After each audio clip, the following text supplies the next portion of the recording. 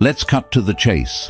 Nobody should have the power to make you feel small, not with their words, not with their actions, not with a single glance. Yet, it's something we all face at one point or another. People will test your limits, disregard your feelings, and sometimes blatantly disrespect you. Today, we're going to tackle some straightforward, perhaps even provocative strategies to deal with such challenges without compromising your cool or your dignity. So, if you're tired of feeling like you're at the mercy of others' disrespect, you're in the right place. The first strategy is what I like to call the silent stare. It sounds almost too simple, right? But don't underestimate its impact. There's a real power in this technique. It's rooted in one of the fundamental teachings of Stoic philosophy, which is all about controlling our reactions and mastering our emotions. When someone disrespects you, your natural instinct might be to react immediately, to defend yourself, or to call them out. But here's the thing. Reacting in the heat of the moment often plays right into the hands of the person being disrespectful. They're often looking to provoke a reaction, to throw you off balance, or make you feel small. So instead of reacting with words, try simply holding a calm, steady gaze. The silent stare, when done correctly, shifts the power dynamic entirely. Imagine it. Someone says something rude or demeaning, expecting you to fire back or get flustered. But instead, you meet their eyes with a calm, unbothered gaze, showing them that their words have no effect on you. There's something about this silent, steady reaction that unsettles people. They're waiting for you to engage, and when you don't, they're left alone with their own behavior. The Stoics believed that our true power lies in our ability to remain unmoved by the actions of others, and this technique exemplifies that principle perfectly. I'll share a personal example to illustrate just how effective this can be.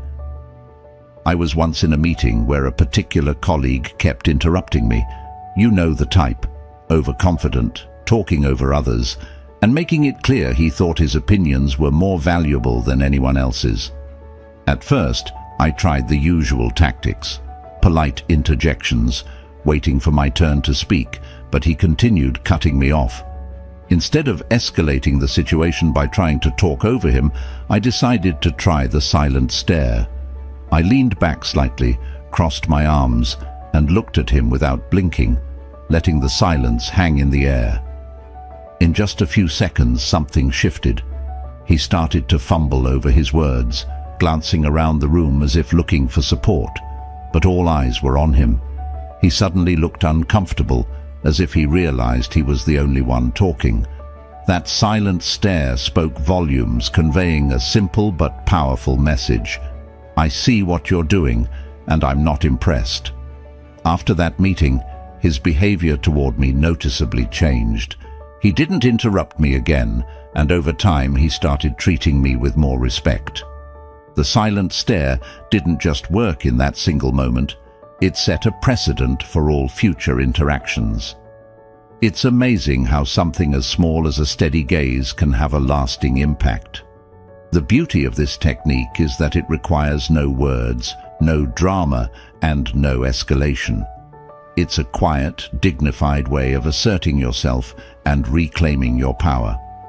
Stoicism teaches us that we don't have to play by other people's rules or give in to their provocations. By choosing silence and refusing to engage, we're setting our own terms.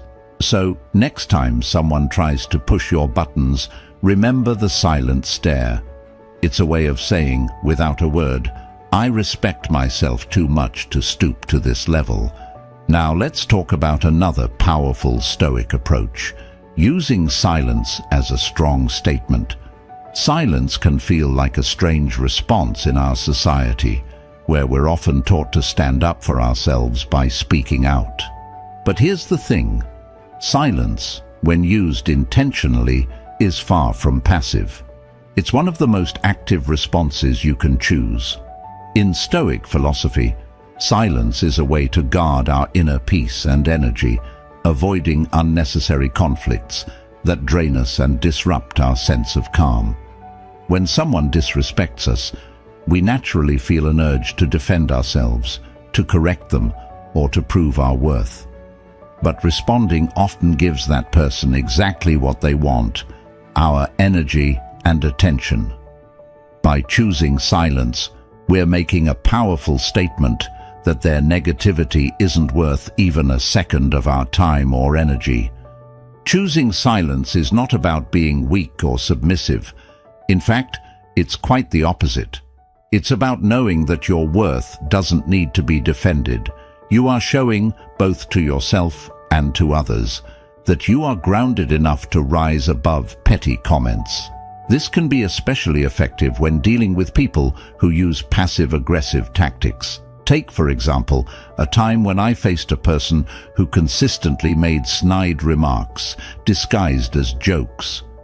Instead of firing back or attempting to explain myself, I decided to simply let the comments sit in the air, unaddressed. I looked at the person, offered a polite but neutral expression, and said nothing. The silence was powerful. It allowed their words to echo back to them and made their behavior stand out. This type of silence has a way of making the disrespectful person uncomfortable, often even more than a direct response would. When there's no reaction, no engagement, they're left to confront the weight of their own words.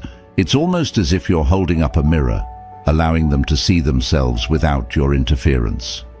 Over time, this approach can actually discourage further disrespect. People start to realize that they won't get the reaction or satisfaction they're seeking from you, and often they'll adjust their behavior. Silence also does something else that's really important. It reinforces our own self-respect. By choosing not to engage, we're essentially telling ourselves, I don't need validation or approval from this person, and I don't need to stoop to their level to defend myself. This is a powerful reminder that our sense of self-worth is internal, not something to be given or taken by someone else's words. In many ways, silence becomes a shield, protecting our peace and maintaining our control over the situation. And as we continue to choose silence in these moments, we build a stronger foundation of self-respect that only grows over time. So the next time you're faced with negativity or passive-aggressive comments, remember that silence is a choice, and a powerful one. You're not ignoring the situation, you're choosing to rise above it. You're demonstrating that your peace, your time, and your energy are worth more than an argument or a defense. And that's a message worth sending, both to the other person and to yourself. The third strategy is all about breaking free from the need to explain our choices. This is a tough one because, let's be honest, we all want to be understood. We make decisions that feel right for us, and when others question those choices, it can be tempting to dive into detailed explanations as if we need to prove our reasoning. But here's the truth that Stoicism teaches us. We don't owe anyone an explanation for the paths we choose to walk. Our decisions are ours alone, and if we're constantly justifying them, we're not only giving away our peace, but also letting others have too much say in our lives. Stoicism encourages us to be confident in our choices, knowing that they align with our values, even if others don't see it the same way. Think about it. How many times have you made a personal decision only to face a barrage of whys from others? Why did you leave that job? Why are you pursuing this career? Why didn't you attend that event? And each time you feel the urge to explain, as if their understanding somehow validates your decision. But the more we engage in these explanations, the more we're telling ourselves that our choices need to be approved by others. In reality, they don't. This need to justify can chip away at our confidence, making us second-guess decisions we once felt sure about. And that's exactly what we're trying to avoid. I remember when I made a big career change. It was something I felt deeply passionate about, but it came with a lot of uncertainty. Naturally, people had questions, some even sounded genuinely worried for me, and at first I felt obligated to explain myself. I'd go on and on about how this new path felt fulfilling, how I had a plan, how I'd done my research. But no matter how well I explained it, the questions kept coming, as if my reasons were never quite enough to satisfy them. After a while, I started to see how draining it was. It was like I was constantly justifying my own happiness and my own dreams. And then something shifted. Instead of explaining, I started replying with something simple. It was the right choice for me. It felt strange at first because I was so used to giving long explanations, but it was also incredibly freeing. People would ask, and instead of getting pulled into a whole conversation about my life choices, I'd calmly say, it was the right choice for me. I didn't owe them anything more. This response shifted the dynamic entirely. It wasn't defensive or dismissive. It was simply a statement of confidence. Most people accepted it and moved on, and the questions started to dwindle. I realized then that by not explaining myself, I was actually reinforcing my belief in my decision. The power in not explaining is that it allows you to stand firm in who you are and what you believe. When we stop feeling the need to justify every choice, we're telling ourselves that our values, our goals, and our happiness are valid simply because they matter to us. This is an essential aspect of self-respect. It's also a reminder that our choices don't need an audience's approval. They don't need to be understood or agreed with by everyone to be right for us. This is about owning your life, your path, and your reasons without feeling the need to seek permission. So next time someone questions a decision you've made, consider responding with confidence rather than explanation. A simple "it felt right" or "it was my choice" can end the conversation and keep you grounded in your own truth. Remember, the people who genuinely respect you won't need endless explanations, and the people who do won't be satisfied with any answer you give. By choosing not to explain, you're reinforcing a powerful message that your life is yours to live and that your decisions are enough simply because they align with your inner values. Embrace this freedom. Your choices are a reflection of who you are, and they need no justification beyond that. Our fourth strategy is one of the most powerful tools for maintaining peace, creating distance from those who consistently disrespect us. This is such an important concept in Stoic philosophy. The Stoics taught us to focus on what we can control, and one of the things fully within our control is deciding who we allow into our lives and how close we allow them to get. Creating distance doesn't have to be an act of hostility. It's simply an act of self-care and boundary setting. If someone's behavior is continuously negative or disrespectful, then it's perfectly reasonable to take a step back. This isn't about holding grudges or avoiding people out of anger. It's about protecting your peace. We often feel guilty about creating this kind of distance, especially when the person is someone we've known for a long time, or even a family member. Society sometimes tells us that we're supposed to be endlessly forgiving and that we should keep everyone close, no matter how they treat us. But think about it. If someone constantly drains you, makes you feel bad about yourself, or disregards your boundaries, then what are they adding to your life? Sometimes the most loving thing we can do, for ourselves and for them, is to give ourselves the space we need to breathe and recharge. I've personally experienced the power of this approach. I had a friend who was frankly exhausting to be around. She always had something negative to say, whether it was about her own life, the people around her, or even my choices. At first I brushed it off, thinking, that's just her personality. But over time I realized how drained and anxious I felt after spending time with her. I was constantly walking on eggshells, bracing myself for her next criticism or complaint. Eventually, I decided to put some distance between us. I didn't make a big announcement or confront her about it. I simply started limiting our interactions. Instead of meeting her every week, I saw her once a month. Instead of daily calls, I'd send the occasional text. This small change was life-changing. Without that constant negativity weighing on me, I found that I had more energy and emotional space to invest in relationships that were positive and supportive. I could focus on friends who encouraged me, who celebrated my successes, and who respected my boundaries. The impact on my mental health was profound. I felt lighter, happier, and far less stressed. And here's the interesting part. As I stepped back, I realized that the friendship had been more about habit than genuine connection. I didn't actually miss the constant negativity, and I didn't miss the drama. Creating distance is often misunderstood as something harsh or unkind, but that couldn't be further from the truth. It's actually one of the most respectful things you can do for both yourself and the other person. You're respecting your own need for peace, while also acknowledging that the relationship in its current form isn't serving either of you. When we take a step back from people who consistently disrespect us, we're not giving up on them. We're giving ourselves permission to prioritize our own well-being. And here's the deeper lesson.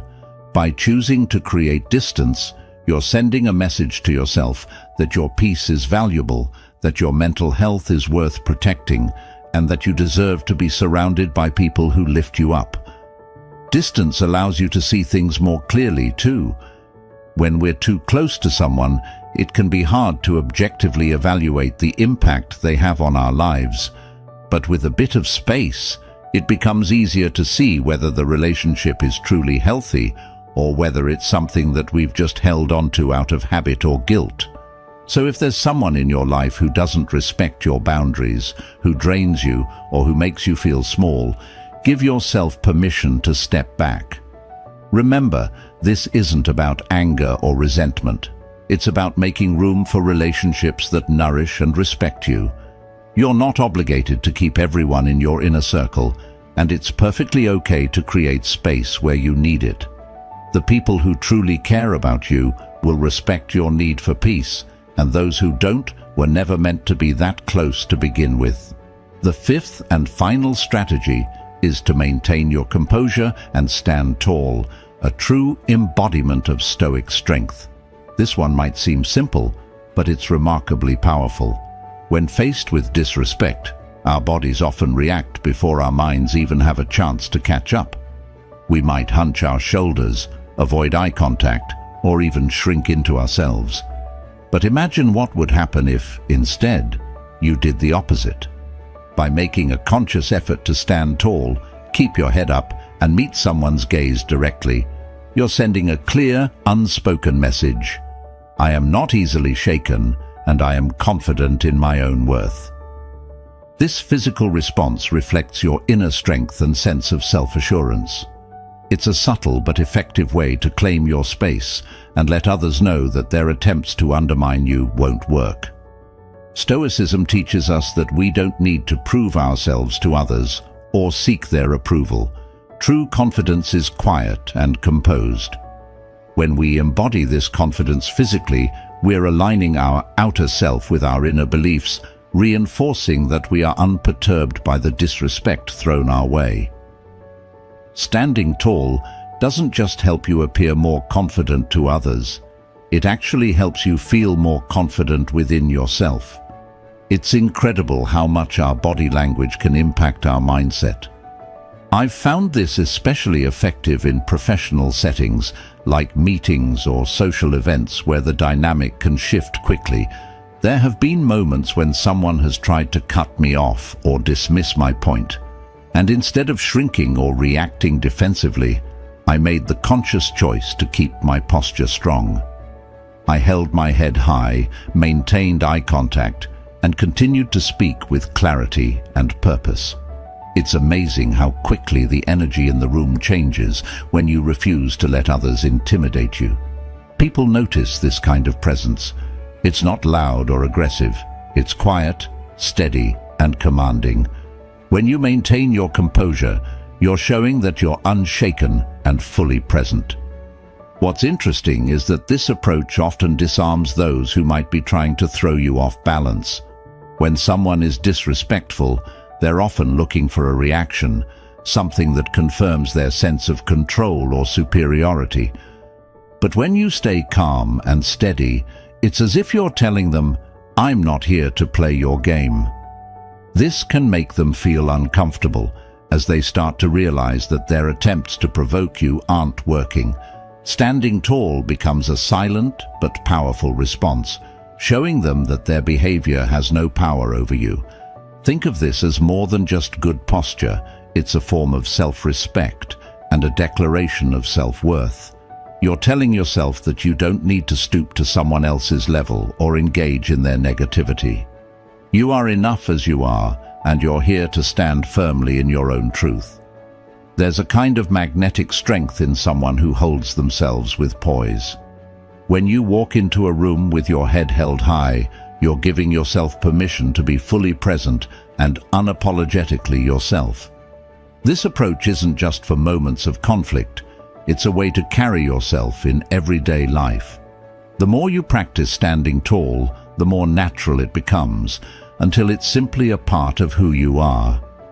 In Stoic philosophy, maintaining your composure is about acknowledging that external circumstances don't control your inner state. By standing tall, you're reminding yourself that you are the one who decides how you feel and how you respond. So next time you feel disrespected or challenged, take a deep breath, straighten your posture, and stand firm. Remember, you're not just showing others that you're unshaken, you're reminding yourself of your inherent worth. Composure is a choice, and every time you choose it, you're reinforcing your own strength and resilience. By standing tall, you're living the Stoic ideal of facing the world with grace and confidence, no matter what comes your way. As we wrap up, let's take a moment to reflect on how powerful these Stoic strategies can be in helping us navigate the complex, often challenging situations we face in our daily lives. By embracing Stoic wisdom, we're not just learning to handle disrespect, we're fundamentally reshaping our relationship with ourselves. Each of these techniques teaches us to look inward for strength, composure, and validation, instead of letting external situations dictate our emotions or actions. This mindset shift is a true game changer. When we choose to practice Stoic principles, we're doing more than just managing difficult people. We're building a stronger, more resilient inner self. We're becoming people who don't easily crumble under pressure, who maintain grace under fire, and who radiate calm even when others try to disturb our peace. And the beautiful thing is that these strategies don't just work in moments of conflict. They start to influence every area of our lives, from how we approach our goals, to how we connect with others, and even how we see ourselves. The confidence and clarity that comes from mastering our reactions can ripple out, affecting everything we do and everyone we encounter. Thank you so much for joining me on this journey of exploring Stoic wisdom and how it can elevate the way we respond to life's challenges. If you found value in this discussion, I'd really appreciate it if you could give this video a thumbs up. And if you're interested in diving deeper into topics like these, consider subscribing. Let's build a community of people committed to growing in strength, resilience, and wisdom together. I'd also love to hear from you, so feel free to share your thoughts or any personal experiences you've had with these techniques in the comments below. Remember, true respect, real, lasting respect, begins within us. When we honor our own boundaries, cultivate inner peace, and stand confidently in our choices, we naturally attract respect from others too. Until next time, let's keep striving to live with grace and strength, using Stoic wisdom as our guide.